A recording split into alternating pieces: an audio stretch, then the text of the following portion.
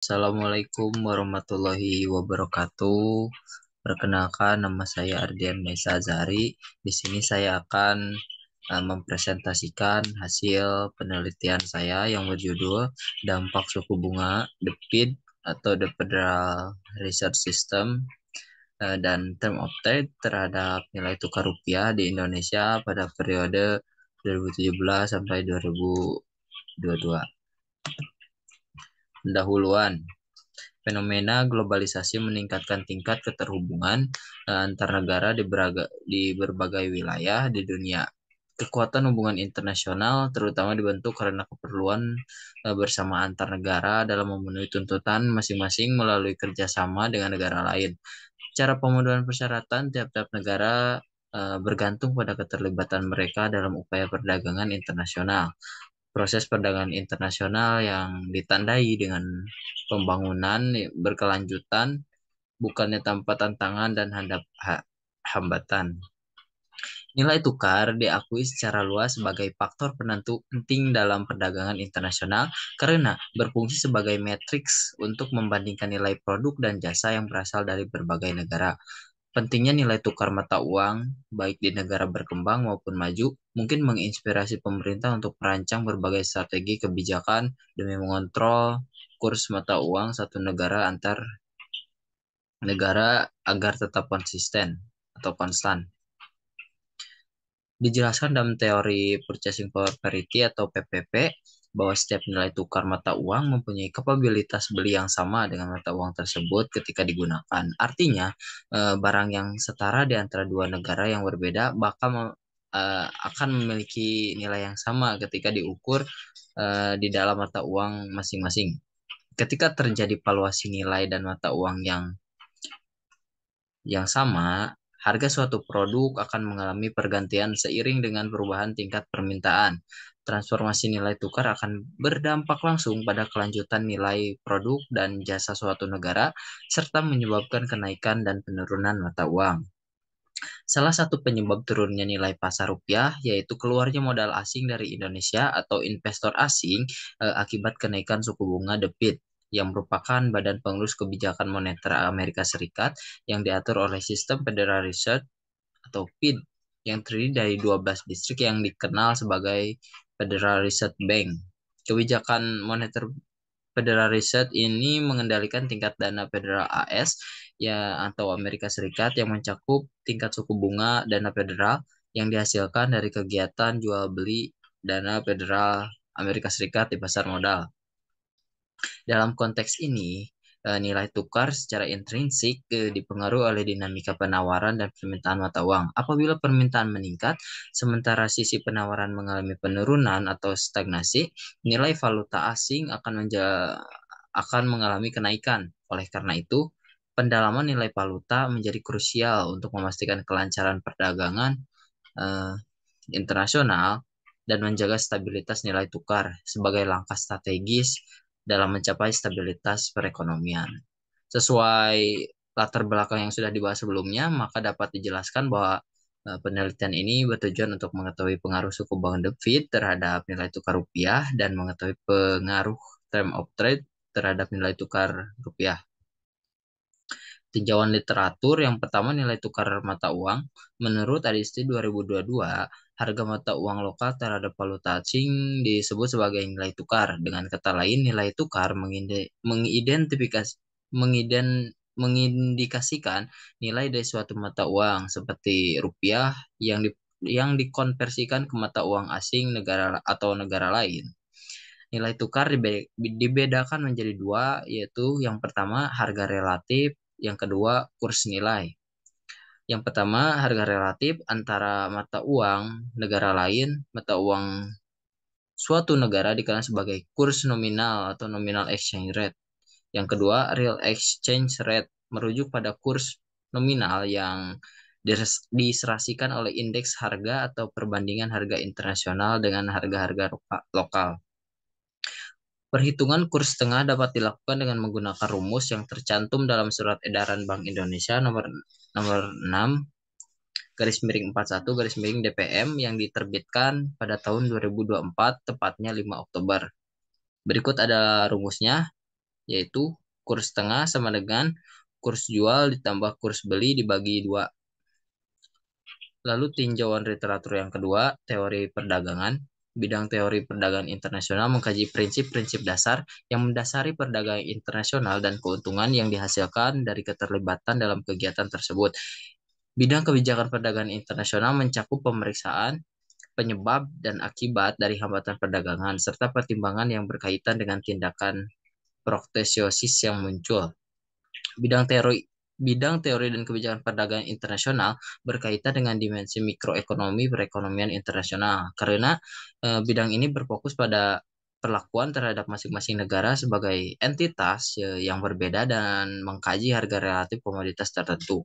Di sisi lain, neraca pembayaran berkaitan dengan arus masuk dan arus keluar dana secara agregat.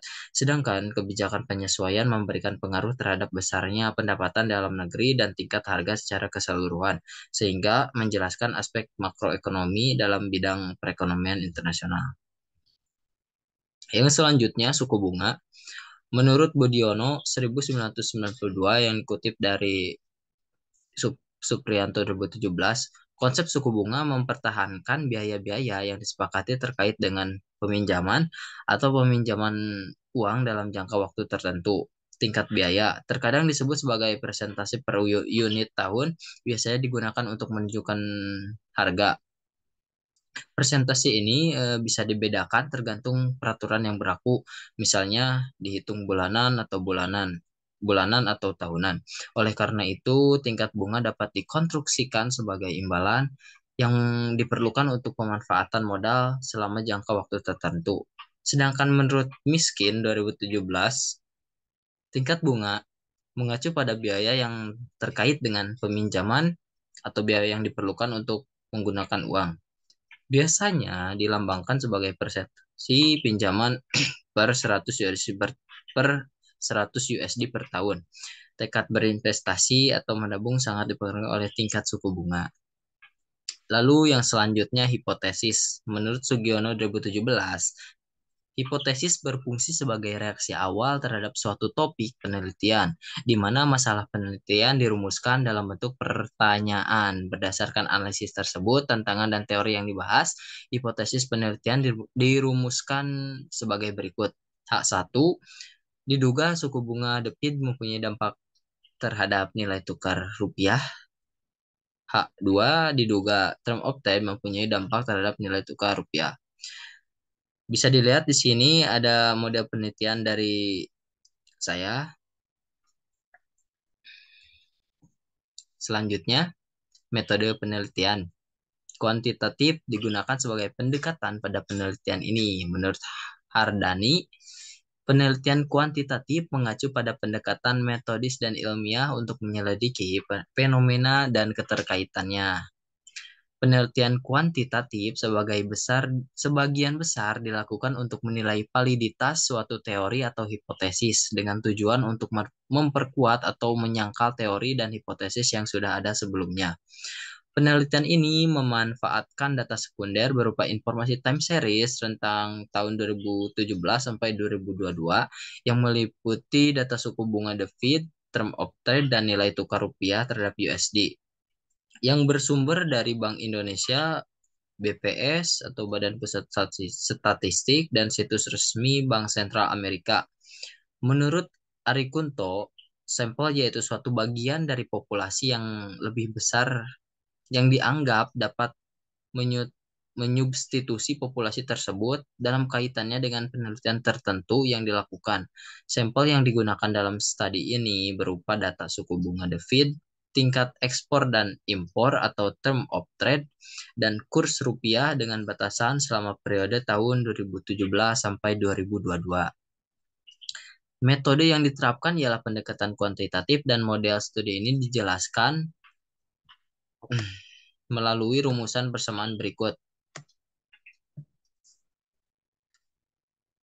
Strategi analisis data kuantitatif penelitian ini menggunakan teknik error correction model yang berasal dari permodelan vektor autoregresif atau VAR apabila terdapat data empiris yang menunjukkan tidak adanya kointegrasi antar variabel, maka penggunaan model VAR mungkin bisa dianggap sebagai pendekatan yang tepat. Sebagai alternatif, jika terdapat data empiris yang menunjukkan adanya kointegrasi antar variabel, model vector error correction atau PECM dapat digunakan. Yang selanjutnya hasil dan pembahasan. Yang pertama, uji stasioner. Perlunya melakukan uji stasioner sebelum memperkirakan data deret waktu dapat dijelaskan dengan menentukan apakah data tersebut mempunyai akar unit atau tidak. Pemeriksaan tersebut di atas dilakukan dengan menggunakan uji augmented decay Fuller atau ADF. Jika hasil uji ADF menunjukkan bahwa data tidak stasioner pada level tertentu, langkah selanjutnya adalah melakukan uji beda pertama atau first difference. Hal ini memerlukan pengurangan data berdasarkan nilai dari periode sebelumnya hingga semua variabel menunjukkan stasioneritas. Kehadiran stasioneritas dalam data sangat penting untuk menghindari diperolehnya temuan regresi yang salah. Proses identifikasi data stasioner memerlukan pemeriksaan nilai statistik yang melebihi ambang batas kritis. Hasil berikut menggambarkan hasil uji stasioner. Uji stasioneritas yang dilakukan pada tingkat tertentu menunjukkan bahwa seluruh variabel yang diteliti, termasuk suku bunga, term of trade, dan nilai tukar, menunjukkan ketidakstasioneran. Ketidakstasioneran data yang diteliti pada seluruh variabel terlihat dari nilai statistik ADF yang berada di bawah nilai ambang batas sebesar 0,05. Pengujian stasioneritas dilakukan pada tingkat perbedaan pertama atau first difference. Temuan tersebut menunjukkan nilai ADF yang melampaui nilai ambang batas 0,05. Oleh karena itu, dapat disimpulkan bahwa semua variabel yang diteliti telah mencapai stasioneritas selama proses pembedaan. Temuan ini menunjukkan bahwa estimasi menggunakan first difference menghasilkan hasil yang lebih baik. Oleh karena itu, estimasi VECM akan dilakukan pada tingkat first difference atau level perbedaan pertama. Yang selanjutnya uji lag optimum. Hasil pengujian penentuan panjang lag menentukan bahwa panjang lag terbaik adalah 2. Hasil tersebut diperoleh dari penilaian kriteria antara lain AKIK Information Criterion atau AIC, Final Prediction Error, FVE, SC, dan Hanan Quinn. Pilihan ideal yang disarankan untuk menjadi lag 2 menurut semua faktor. Lebih lanjut, perlu disebutkan bahwa terdapat 3 kali kemunculan tanda bintang pada lag kedua yang menjadi bukti lain yang mendukung rekomendasi durasi lag sebesar 2. Lalu ada uji kointegrasi. Tabel di atas menunjukkan bahwa uji kointegrasi dengan menggunakan trace statistik pada kolom pertama dan kedua menunjukkan nilai trace statistik berada di atas ambang batas kritis atau di atas nilai alfa. Meskipun nilai probabilitasnya lebih rendah dari tingkat signifikansi, dengan demikian dapat disimpulkan bahwa terdapat kemiripan yang mencolok dalam kointegrasi. Namun demikian, tidak terdapat kointegrasi pada kolom kedua. Hal ini ditunjukkan dengan nilai statistik trace yang berada di bawah nilai kritis dan probabilitas melebihi alfa 0,05. Berdasarkan hasil tersebut, dapat disimpulkan bahwa uji kointegrasi dapat mendeteksi adanya hubungan atau persamaan jangka panjang. Lalu ada uji kausalitas Granger. Tabel di atas menunjukkan bahwa variabel yang menunjukkan hubungan sebab akibat adalah variabel yang memenuhi syarat memiliki probabilitas lebih rendah dari alfa 0,05. Yang pertama, signifikansi hubungan antara tingkat bunga dan nilai tukar dibuktikan dengan hasil probabilitas sebesar 0,0217 yang kurang dari 0,05. Adanya hubungan sebab akibat yang searah antara nilai tukar dan suku bunga ditunjukkan dengan ditolaknya hipotesis nol. Sebaliknya, pengaruh variabel nilai tukar terhadap suku bunga tidak signifikan secara statistik. Hal ini ditunjukkan dengan nilai probabilitas sebesar 0,0741 yang melebihi ambang batas sebesar 0,05. Diterimanya hipotesis nol menandakan tidak adanya hubungan sebab akibat yang searah antara nilai tukar dan suku bunga. Dapat disimpulkan adanya hubungan sebab akibat yang searah antara variabel suku bunga dengan nilai tukar. Lebih tepatnya, nilai tukar secara signifikan dipengaruhi oleh suku bunga saja, karena hubungan sebaliknya tidak memiliki signifikansi statistik. Yang kedua, variabel term of trade tidak mempunyai pengaruh yang besar terhadap variabel nilai tukar. Hal ini ditunjukkan dengan nilai probabilitas di luar 0,05, yaitu 0,8104. Penerimaan hipotesis 01 menyeratkan tidak adanya hubungan sebab akibat antara term of trade dan nilai tukar. Demikian juga dengan variabel nilai tukar tidak mempunyai dampak yang dapat diabaikan terhadap term of trade, seperti yang ditujukan oleh nilai probabilitas di atas 0,05, khususnya 0,4035. Temuan menunjukkan bahwa tidak adanya hubungan sebab akibat langsung antara term of trade dan nilai tukar maupun sebaliknya. Lalu yang ketiga ada variabel term of trade tidak mempunyai pengaruh yang signifikan terhadap variabel suku bunga. Hal ini ditunjukkan dengan nilai probabilitas sebesar 0,167,639 lebih besar dari 0,05.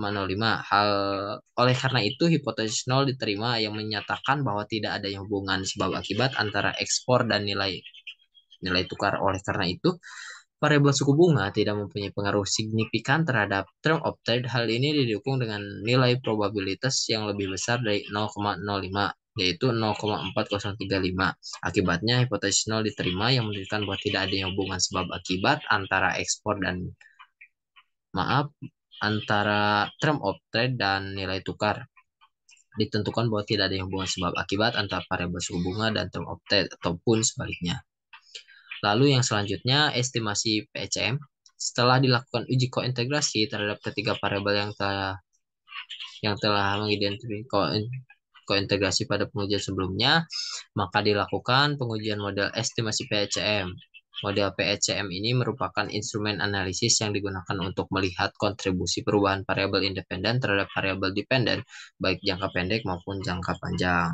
Hasil PECM sebagai berikut. Berdasarkan hasil pengujian, maka dapat dirumuskan persamaan sebagai berikut.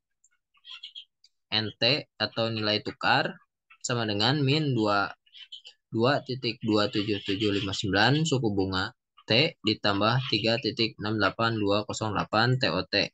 Berdasarkan temuan estimasi PCM dapat disimpulkan bahwa variabel suku bunga mempunyai nilai T statistik sebesar min 2,27759, melampaui nilai kritis T tabel sebesar 1,995. Dalam jangka panjang, suku bunga memberikan dampak buruk pada nilai tukar. Sebagai alternatif, kenaikan suku bunga sebesar 1 unit sama dengan depresiasi nilai tukar yang sama dengan koefisien variabel tersebut. Nilai tukar akan terdepresiasi sebesar min 4,334 unit. Misalnya, jika suku bunga naik sebesar 1%, berdasarkan temuan estimasi PCM dapat disimpulkan bahwa variabel berikutnya yaitu term of trade mempunyai nilai T statistik sebesar 3,68208 melampaui nilai kritis T tabel sebesar 1,995. Dalam jangka panjang, term of trade memberikan dampak baik pada nilai tukar. Sebagai alternatif, kenaikan suku bunga sebesar 1 sama dengan depresiasi nilai tukar yang sama dengan koefisien variabel tersebut. Nilai tukar akan terdepresiasi sebesar 1,708 atau jika suku bunga naik sebesar 1%.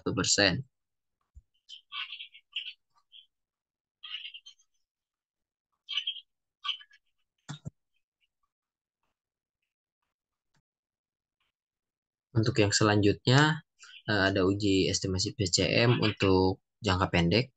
Hasil estimasi PCM jangka pendek menunjukkan bahwa variabel suku bunga tidak mempunyai pengaruh nyata terhadap nilai tukar. Sementara itu, uji PCM jangka pendek menunjukkan bahwa variabel TOT juga atau term of trade tidak memiliki dampak nyata terhadap nilai tukar. Hasil pengujian jangka pendek model PECM menunjukkan nilai kointegrasi 1 sebesar min 0,0952997. Angka tersebut mewakili ketidakseimbangan sebesar min 0,0952997% sebelum koreksi pada periode berjalan. Yang selanjutnya ada uji IRF atau Impulse Response Function. Analisis IRF diperlukan untuk memahami pengaruh perubahan mendadak suatu variabel terhadap dirinya sendiri dan variabel lain dalam sistem. Fungsi reaksi IRF menunjukkan proyeksi pengaruh gangguan pada satu variabel terhadap variabel lainnya. Hal ini memungkinkan penentuan lamanya dampak gangguan terhadap variabel-variabel tersebut dan menentukan variabel-variabel yang menentukan reaksi paling signifikan terhadap terjadinya gangguan. Bisa dilihat pada gambar di atas, terlihat respon yang sangat fluktuatif dari variabel nilai tukar terhadap adanya shock pada variabel nilai tukar itu sendiri. Respon ini menunjukkan tingkat volatilitas yang signifikan dengan nilai yang bervariasi antara minus 100 hingga hampir mencapai 300. Hal ini mengindikasikan bahwa setiap terjadinya shock pada nilai tukar rupiah dapat mengakibatkan perubahan yang besar dan tidak stabil pada nilai tukar mata uang tersebut. Yang selanjutnya, respon terhadap suku bunga pada nilai tukar. Dalam gambar di samping, periode ke-0, suku bunga meningkat sekitar 0,04 sebagai akibat dari guncangan kurs atau nilai tukar. Pada periode pertama, suku bunga menurun sekitar min 0,02, menunjukkan efek negatif dari guncangan nilai tukar. Pada periode kedua hingga 10, suku bunga berfluktuasi sekitar 0, menunjukkan bahwa guncangan nilai tukar tidak memiliki dampak jangka panjang yang signifikan pada suku bunga. Yang selanjutnya ada respon term of trade kepada nilai tukar. Dari gambar di samping tampak bahwa respon TOT terhadap perubahan kurs mengalami fluktuasi. Pada awalnya ada peningkatan kecil dalam TOT yang diikuti oleh penurunan dan kemudian stabilisasi sekitar nilai 0. Ini menunjukkan bahwa perubahan dalam kurs memiliki efek sementara pada term of trade dan cenderung stabil setelah periode waktu tertentu. Respon term of trade terhadap perubahan nilai tukar juga dipengaruhi oleh skenario atau interval kepercayaan yang digunakan, yang ditunjukkan oleh garis putus-putus dan garis padat pada grafik. Yang selanjutnya, uji variance decomposition menilai sejauh mana variabel mempengaruhi variabel lainnya, merupakan tujuan dari uji dekomposisi varian atau variance decomposition. Tabel di bawah ini menampilkan hasil uji variance decomposition. Dari tabel 7 dapat disimpulkan bahwa variabel nilai tukar memberikan dampak yang paling signifikan pada periode awal, yaitu sebesar 100%. Dampak variabel suku bunga dan nilai tukar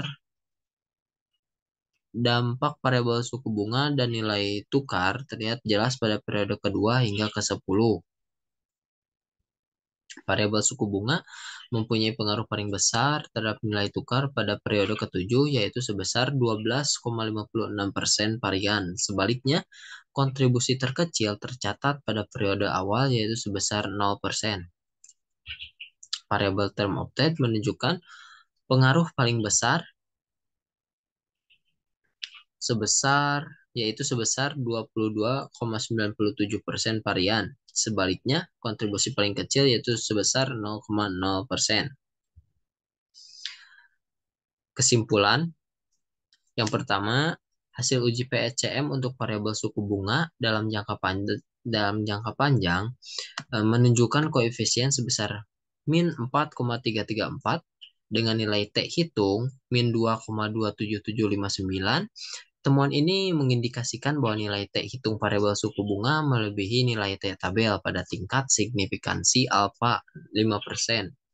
di mana min 2,27759 lebih besar daripada 1,995, menandakan bahwa suku bunga memiliki pengaruh negatif yang signifikan terhadap nilai tukar. Dengan kata lain, setiap kenaikan suku bunga sebesar 1% berkontribusi pada penurunan depresiasi nilai tukar sebesar min 4,334 satuan. Pada uji yang kedua, pada uji variabel suku bunga dalam jangka pendek, didapatkan nilai koefisien sebesar min 8,182 dengan nilai T hitung sebesar 0,238. Hasil ini menunjukkan bahwa nilai T hitung suku bunga lebih besar daripada nilai T tabel pada tingkat signifikansi alfa 5%, yang dimana min 0,291 lebih kecil daripada 1,995. Oleh karena itu, suku bunga tidak memiliki pengaruh negatif tetapi tidak signifikan terhadap nilai tukar pada tingkat kepercayaan 5%. Dengan demikian dapat disimpulkan bahwa suku bunga tidak berpengaruh secara signifikan terhadap nilai tukar dalam jangka pendek. Lalu yang ketiga, hasil uji PSCM untuk variabel term of trade dalam jangka panjang menunjukkan koefisien sebesar 1,708 dengan nilai T hitung 3,68208. Temuan ini mengindikasikan bahwa nilai T hitung variabel term of trade melebihi nilai T tabel pada tingkat signifikansi alfa 5%, di mana 3,68208 lebih besar daripada 1,995, menandakan bahwa suku bunga memiliki pengaruh negatif, pengaruh positif yang signifikan terhadap nilai tukar. Dengan kata lain, setiap kenaikan suku bunga sebesar 1% berkontribusi pada peningkatan depresiasi nilai tukar sebesar 1,708 satuan. Lalu yang terakhir, pada uji variabel term of trade dalam jangka pendek didapatkan nilai koefisien sebesar 1,69 dengan nilai T hitung 0,78103. Hasil ini menunjukkan bahwa nilai T hitung term of trade lebih besar daripada nilai T tabel pada tingkat signifikansi alfa 5%, di mana 0,78 lebih kecil daripada 1,995. Oleh karena itu, suku bunga memiliki pengaruh positif tetapi tidak signifikan.